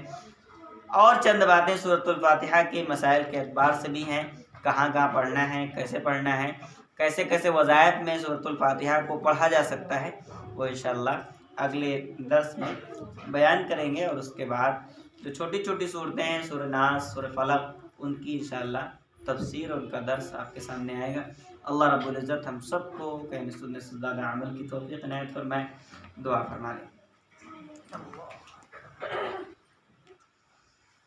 الحمد لله رب العالمين والصلاة والسلام على سيد الأنبياء والمرسلين اللهم اهدنا الصراط المستقيم اللهم اهدنا الصراط المستقيم اللهم اهدنا الصراط المستقيم اللهم اغفر للمؤمنين والمؤمنات والمسلمين والمسلمات یا ارحم الراحمین اکرم الاکرمین۔ اللہ ہم سب کے گناہوں کو معاف فرما۔ اے کریم رب، اے کریم خالق و مالک رحمان الرحیم رب، ہماری زندگیوں کے بارے میں معلوم ہے، غفلتوں و سستیوں کے بارے میں تجھے معلوم ہے، تجھ پر کچھ نہیں چھپا ہوا، ہر چیز سے تو واقف ہے۔ اے کریم رب، جو بھی کمی خامیاں ہمارے اندر رہی معاف فرما۔ اے اللہ، اب جو زندگی بچی ہے اس کو بہتر سے بہتر گزارنے کی توفیق میں رحمت فرما۔ اے کریم رب، یہ ہماری کوتاہیاں ہی ہیں جس کی وجہ سے نہ جانے کیسے کیسے حالات میں ہم گرتے چلے گئے۔ بیماریاں ہیں تو کہیں پریشانیاں ہیں، آئے دن نئی نئی بیماریاں، نئے نئے ٹینشن، نئی نئی اے رب شکلیں۔ اے رب تو ہر طریقے سے، ہر بیماری، ہر مشکل سے ہمیں نجات عنایت فرما۔ اللہ، شیطانیت اور اس تمام تر شیطانی شر اور جناتی شر سے ہماری حفاظت فرما، جادو ٹونوں سے ہماری حفاظت فرما۔ اے کریم رب، نظر بد سے ہماری حفاظت فرما، ہمارے بچوں کی، پورے گھر کی نظر بد سے حفاظت فرما۔ نظر بد بڑی خطرناک چیز، پیارے نبی نے فرمایا کہ نظر بد کی وجہ سے میری امت میں موتیں زیادہ ہوں گی۔ اللہ، یہ بڑی خطرناک چیز ہے، اس سے ہم سب کی حفاظت فرما۔ اے رب کریم، نظر بد کی دعا یاد کر کے خود اپنے اوپر دم کرنے اور تمام بچوں پہ روزانہ پابندی سے دم کرنے کی توفیق عطا فرما۔ اے کریم رب، ہر طریقے سے اپنے گھر کا ماحول دیندارانہ بنانے کی توفیق عطا فرما۔ کبھی ہم سب مل کے بیٹھیں، کبھی بہن دعا کرائے تو کبھی ماں دعا کرائیں، کبھی والد دعا کرائیں تو کبھی بھائی دعا کرائے، کبھی دعا اے رب والد سنائیں تو کبھی بیٹا سنائیں۔ اے رب، ایسا کچھ ماحول ہمیں گھر کا عنایت فرما، گھر میں سب خوش رہیں، ایک دوسرے کا خیال رکھیں۔ اے رب کریم، توفیق عنایت فرما، ایک دوسرے کی خدمت کی توفیق عنایت فرما۔ آج تو جھگڑے ہیں چھوٹی چھوٹی باتوں میں، اے رب ہماری بہنوں میں جھگڑے پڑ جاتے ہیں۔ اے رب کریم، چھوٹی چھوٹی باتوں میں بھائیوں میں جھگڑے پڑ جاتے ہیں۔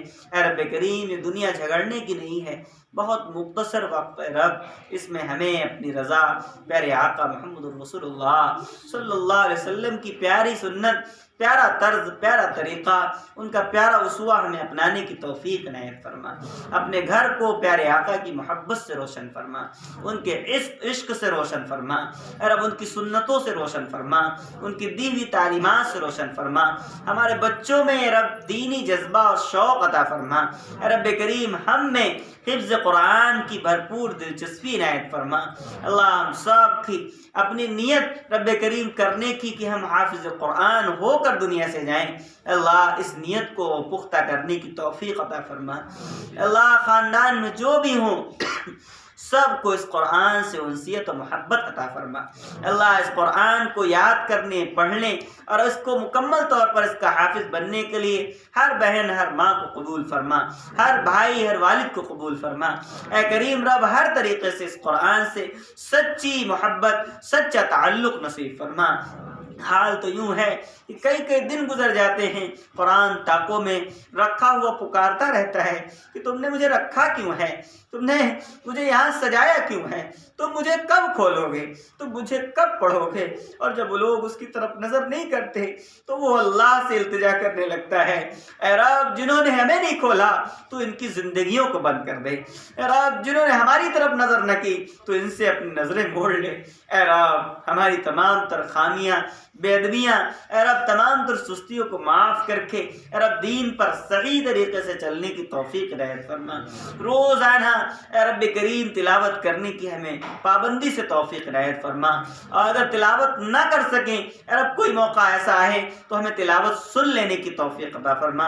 अल्लाह कितना खूबसूरत उसलूब बयान किया गया, हर तरीके से राहें निकाली गई। रब कि औरत नमाज ना पढ़ सके, कुरान ना पढ़ सके तो वो कुरान सुन ले, कुरान ना पढ़े जिक्र कर ले, मुसल्ले पर बैठ जाए, अल्लाह से फरियाद कर ले। ए रब करीम हर तरीके से हमें अपने घर को दीनी गोशवारे में बदलने की तौफीक मरहमत फरमा। हम सब के घरों में रब करीम दीन की बरकत से बरकतें इनायत फरमा, रहमतें नाजिल फरमा। लड़ाई झगड़ों, तमाम तर नहुसतों को ख़त्म फरमा। अल्लाह तमाम तर अय्यारियों, तमाम तर दुनियावी रब शैतानियत से हिफाजत फरमा। तमाम तर नुकसानों से, तमाम तर हादिसों से हम सब की हिफाजत फरमा। चलने वाले इस जादू टोने से रब पूरी दुनिया बड़ी परेशान कुन नज़र आ रही है। अल्लाह हमारा यकीन कल भी था और आज भी है कि करने वाली ज़ात तने तनहा सिर्फ तेरी है। तू जिसको चाहता है नफ़ा देता है और तू जिसको चाहता है नुकसान देता है।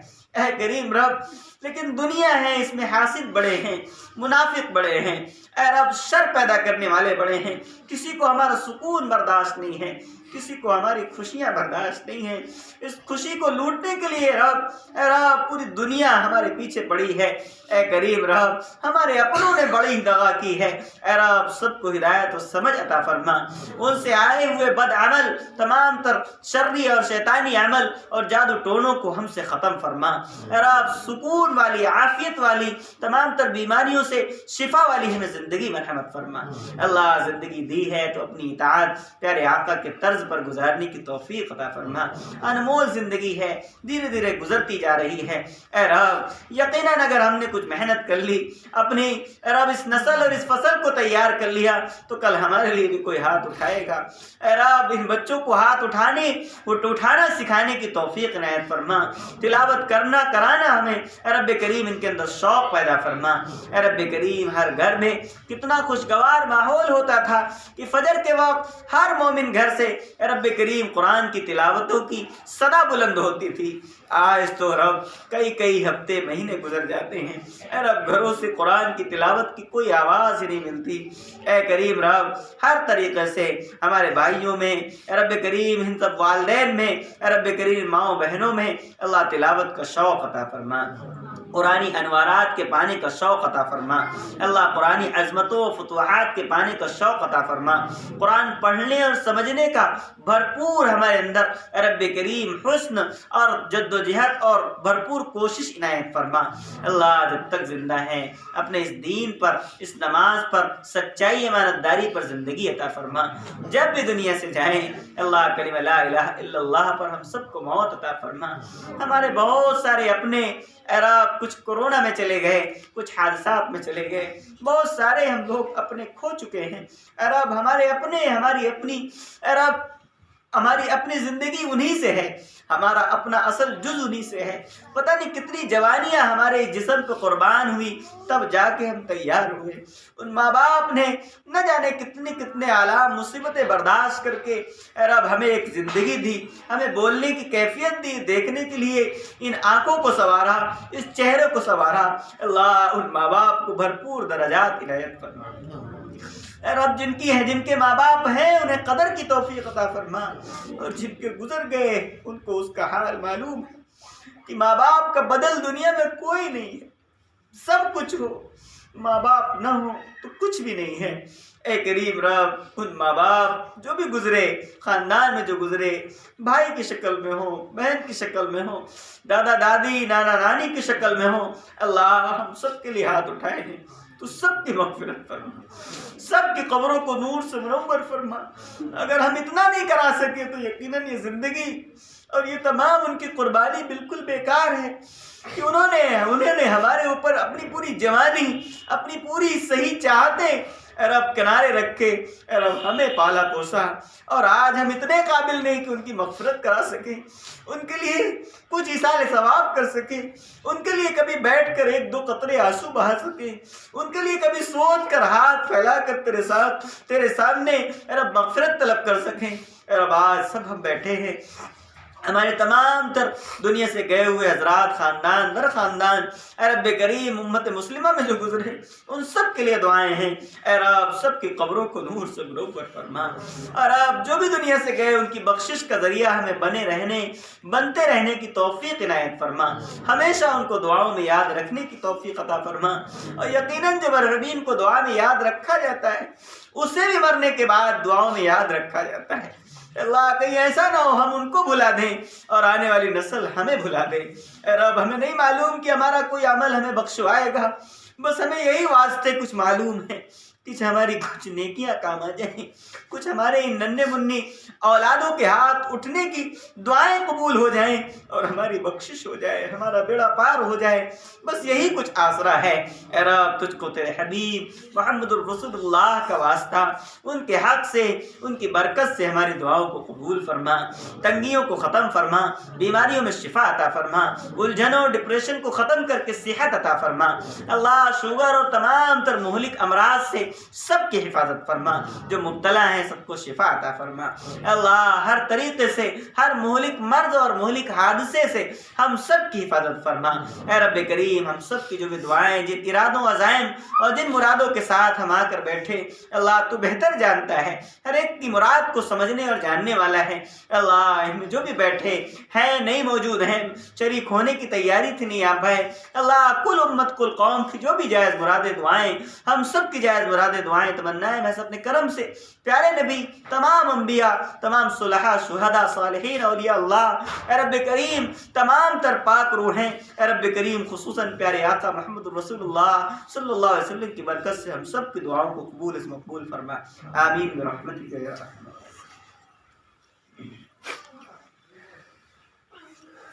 وہ ترجمے والی قرآن ترجمہ جو ہے ہاں الحمدللہ ایک ترجمے کا قرآن الحمدللہ تیار ہو گیا ہے، ہندی میں ہے، اردو میں بہت ساری تفسیریں موجود ہیں لیکن ہندی میں تیار کیا ہے، لکھنؤ کے عالم ہیں، کچھ کام اس میں ہم نے بھی کیا ہے، تو تقریباً 5 سال کی محنت کے بعد وہ تیار ہوا ہے۔ تو کوشش کریں کہ وہ ترجمے کا قرآن 300 روپے اس کا ہدیہ رکھا گیا ہے، قیمت 300 روپے ہے، تو کوشش کریں کہ ہر گھر میں، ہر بہن، ہر ماں کے پاس وہ قرآن پہنچے، تو انشاءاللہ جیسے سے بتائیں گے وہ انشاءاللہ آتا رہے گا۔ 2-4 ابھی یہاں موجود ہیں اور مسجد میں، اور باقی جو جیسے آئے گی بات تو انشاءاللہ لکھنؤ سے منگا لیا جائے گا۔